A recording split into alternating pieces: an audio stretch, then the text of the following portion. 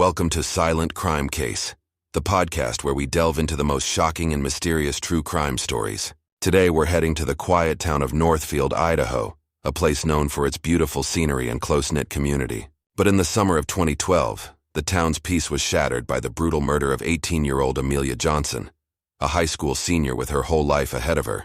Amelia was set to graduate with honors, making plans for her future, and was eager to attend college.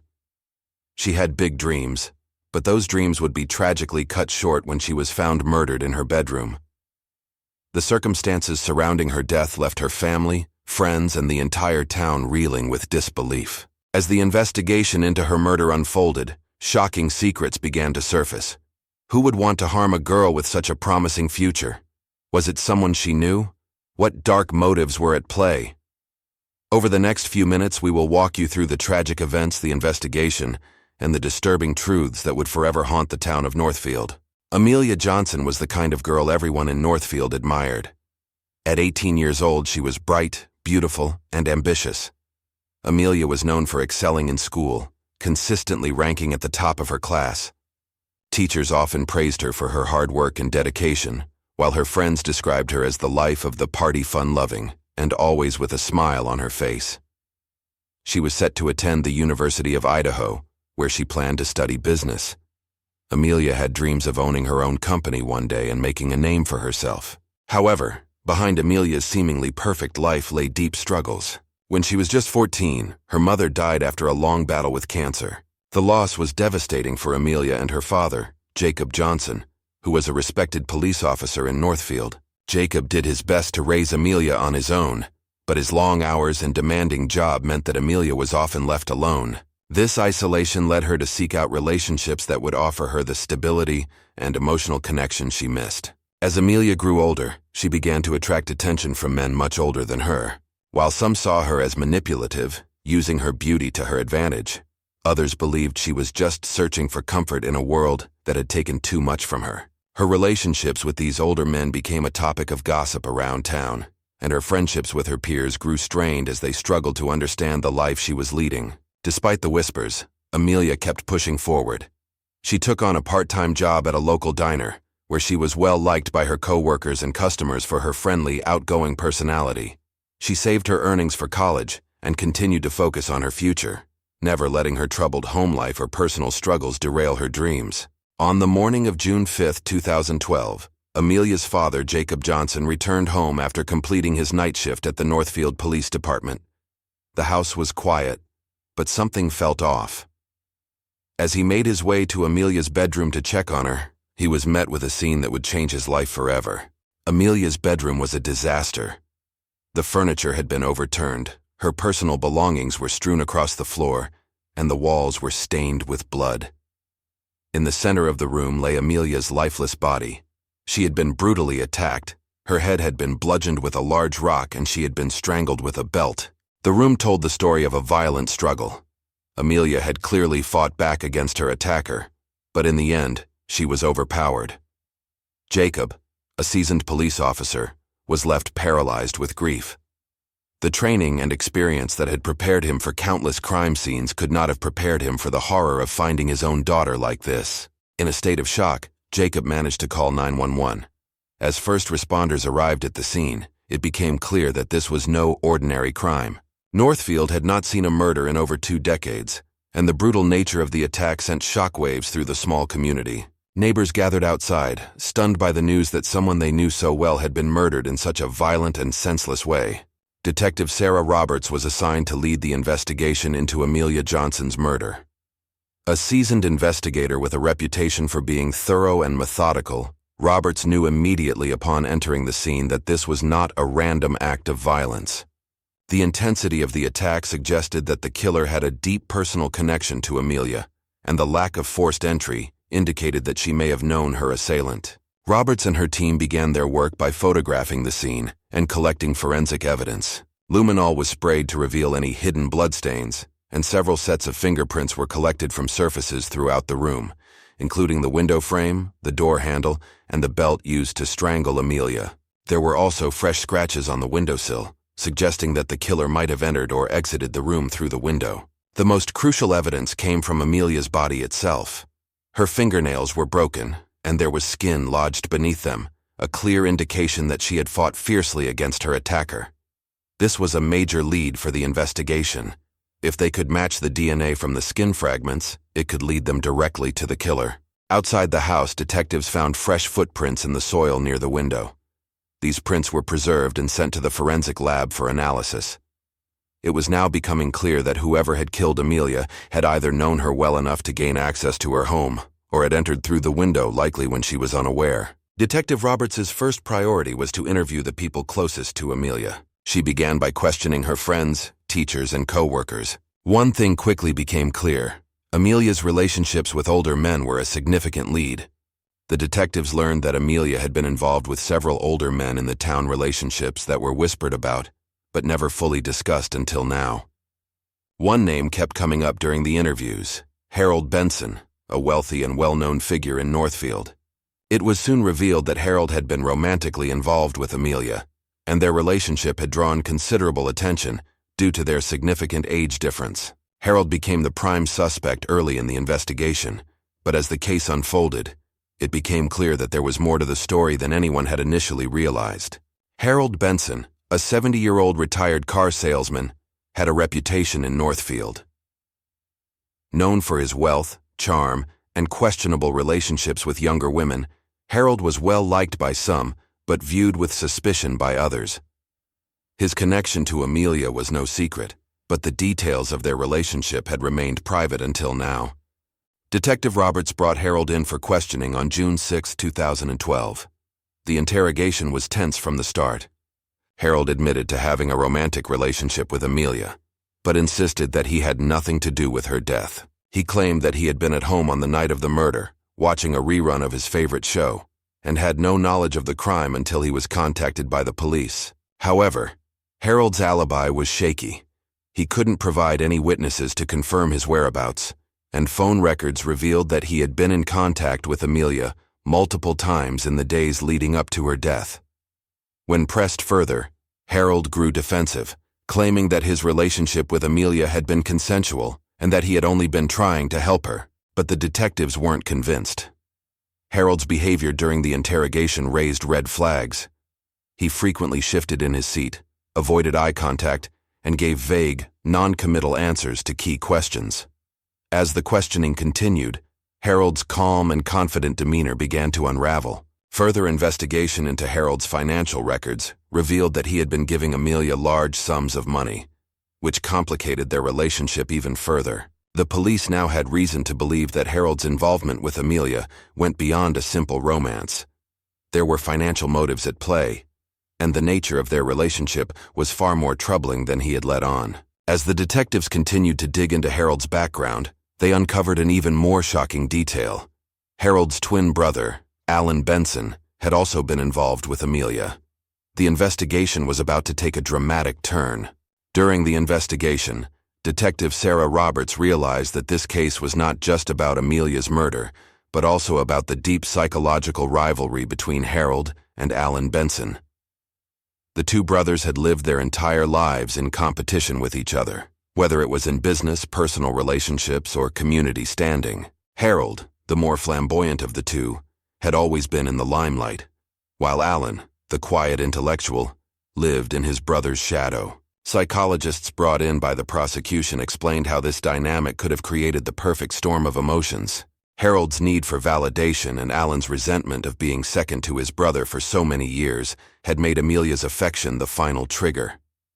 Forensic psychologists noted that while Harold was the one to confess, Alan's involvement, either through active participation or passive enabling, couldn't be dismissed. The rivalry wasn't just about a woman.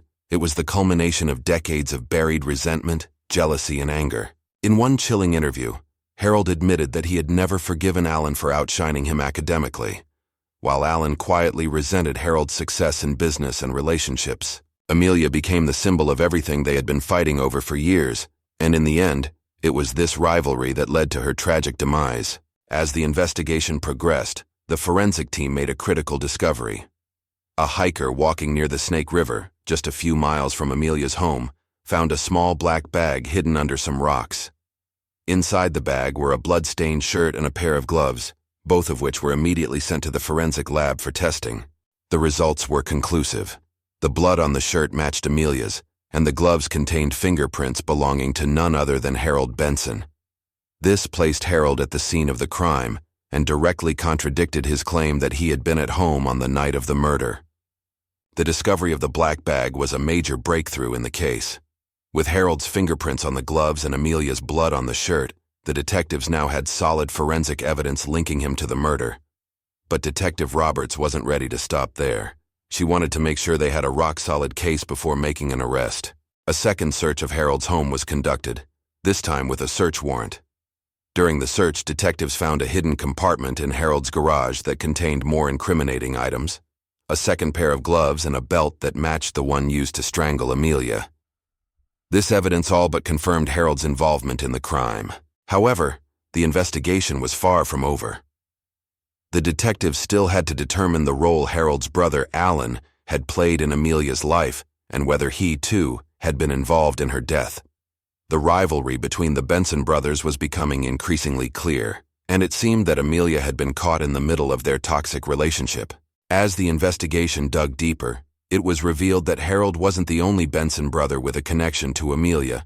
His twin brother, Alan Benson, had also developed a close relationship with her. Unlike his brother, Alan had led a quieter life. A retired high school teacher, Alan was known for his intellect and passion for history. He spent much of his time reading and participating in community events, often seen as the more refined of the two brothers. But behind Alan's scholarly demeanor was a man with complicated feelings toward his brother and Amelia.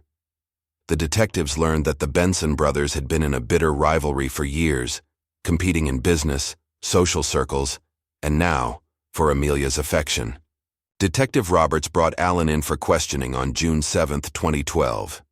During the interrogation, Alan admitted to spending time with Amelia but denied any romantic involvement.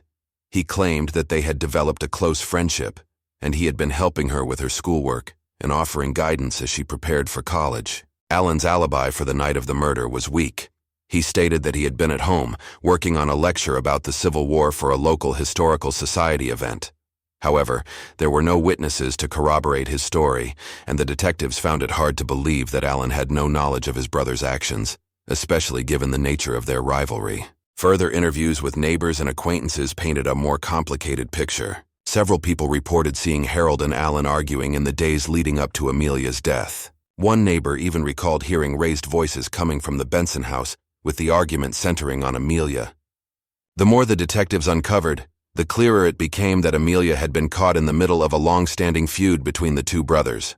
On June 10, 2012, after days of mounting evidence and relentless questioning, Harold Benson finally cracked. In a tearful confession, Harold admitted to murdering Amelia in a fit of rage. His voice shook as he recounted the events of that fateful night.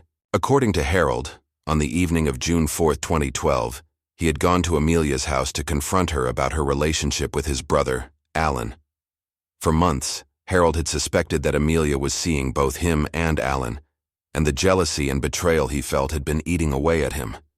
When he arrived at Amelia's house, the confrontation quickly turned heated. Harold accused Amelia of manipulating both him and Alan for her own gain. As the argument escalated, Harold lost control. In a blind fury, he grabbed a rock from outside the house and struck Amelia on the head. As she lay on the floor, dazed and bleeding, Harold used a belt to strangle her, ending her life. Harold's confession was a chilling account of jealousy, rage, and betrayal. But as he spoke, he made one final accusation. Harold claimed that his brother, Alan, had known about the confrontation and had done nothing to stop it. He suggested that Alan had been complicit in Amelia's manipulation and had encouraged the rivalry between the brothers, hoping it would lead to Harold's downfall. The detectives were left to decide whether Alan had played a role in Amelia's death or whether Harold had acted alone in his moment of rage. While Harold's confession provided the closure needed to make an arrest, there were still lingering questions about the extent of Alan's involvement in the tragedy. The search for Alan's role, 300-400 words. While Harold's confession seemingly closed the case, Detective Roberts and her team were not entirely convinced that Alan Benson was innocent. Although Harold had painted himself as the sole perpetrator, there were too many inconsistencies in Alan's story. His weak alibi, his connection to Amelia, and the reports of neighbors overhearing violent arguments between the two brothers before Amelia's death raised serious questions. Alan was brought back in for further questioning. His calm and composed demeanor remained intact, but the detectives noticed subtle shifts in his body language whenever the topic of Harold was brought up. Alan continued to deny any direct involvement in Amelia's murder, claiming that he had no knowledge of his brother's plans. Despite the lack of solid evidence linking Alan to the actual crime, his psychological profile revealed a man who may have been silently complicit in the events leading up to Amelia's death. Whether or not Alan had physically participated in the murder, his rivalry with Harold had certainly fueled the toxic environment that ultimately claimed Amelia's life. Harold Benson's trial began on July 15, 2012, in Northfield County Courthouse. The case had garnered widespread attention, with reporters from across the state covering every detail. The courtroom was packed with local residents, many of whom had known Amelia personally and were eager to see justice served for the promising young woman whose life had been brutally cut short. District Attorney Rachel Summers led the prosecution, laying out a compelling case against Harold. The forensic evidence was damning. Amelia's blood on the shirt found near the Snake River, Harold's fingerprints on the gloves, and the items found in his garage all painted a clear picture of his guilt. But perhaps the most powerful piece of evidence was Harold's own confession, in which he admitted to murdering Amelia in a jealous rage. Summers argued that Harold's obsession with Amelia and his rivalry with his brother Alan had driven him to commit the crime.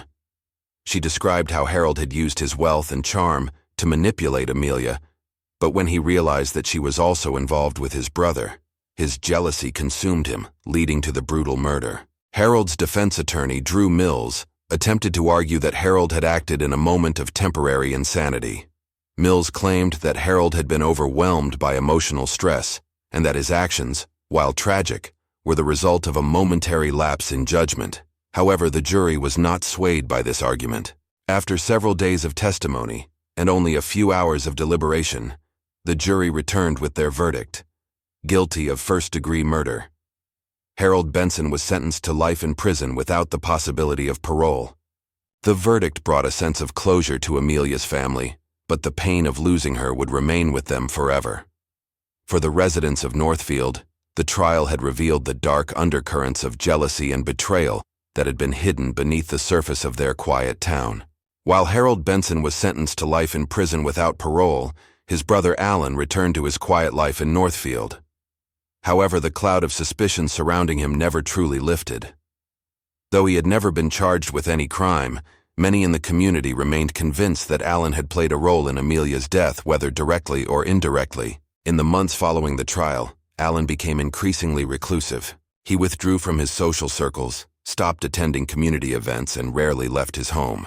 His once respected reputation as a teacher and intellectual was now tainted by his connection to the murder. Former students who once looked up to him now viewed him with suspicion, and even his closest friends began to distance themselves. Alan's downfall was a stark contrast to the life of respectability he had cultivated for so many years. Though the justice system had absolved him of any legal responsibility, the court of public opinion had found him guilty. Alan's isolation became complete when he sold his house and moved out of town, leaving behind the life he had once known. His departure from Northfield marked the final chapter in a story of rivalry, betrayal, and loss that had torn a family and a town apart. Amelia Johnson's murder left a deep scar on the town of Northfield.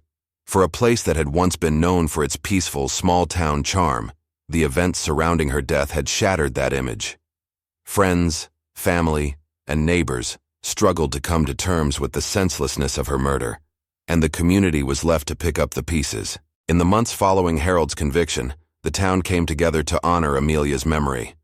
A scholarship was created in her name, providing financial assistance to young women who aspired to attend college, just as Amelia had dreamed of doing. The scholarship became a lasting tribute to the bright future that had been stolen from her. Amelia's high school also held a memorial service, where her friends and teachers shared stories of her kindness, intelligence, and ambition. The service was attended by hundreds of people, all of whom had been touched in some way by Amelia's life. But even as the town mourned her loss, the tragedy continued to raise difficult questions about the nature of relationships and the dangers of jealousy. The Benson brothers' rivalry had ultimately led to Amelia's death, and their story became a cautionary tale for the residents of Northfield. It served as a reminder that even in the most tranquil of places, dark secrets can fester beneath the surface, leading to unimaginable consequences. For Jacob Johnson, the pain of losing his daughter was something he would carry for the rest of his life. Although Harold had been brought to justice, the loss of his only child left a void that could never be filled. Amelia's death had not only taken away a promising young woman, but it also left a community grappling with the fragility of life and the dangers of hidden resentment. The aftermath of Amelia Johnson's murder left the small town of Northfield in a state of shock and grief. The murder had not only taken away a bright young woman, but also shattered the town's sense of safety.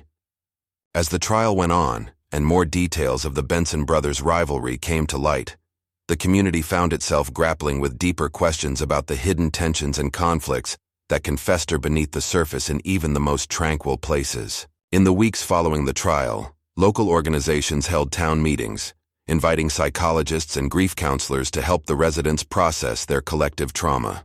The local school held assemblies to address the students' fears and emotions. Many of Amelia's classmates expressed guilt for not recognizing the signs of trouble earlier, while teachers struggled to reconcile the image of the promising young girl they had known with the tragic reality of her death. The community also rallied around Jacob Johnson, who became a symbol of resilience in the face of unimaginable loss. Local churches organized memorials and fundraisers, with proceeds going toward the scholarship fund in Amelia's name. However, despite these efforts, the wound left by her murder would take years to heal. The town's idyllic image had been forever altered, and its residents were left to ponder how such darkness had taken root in their midst.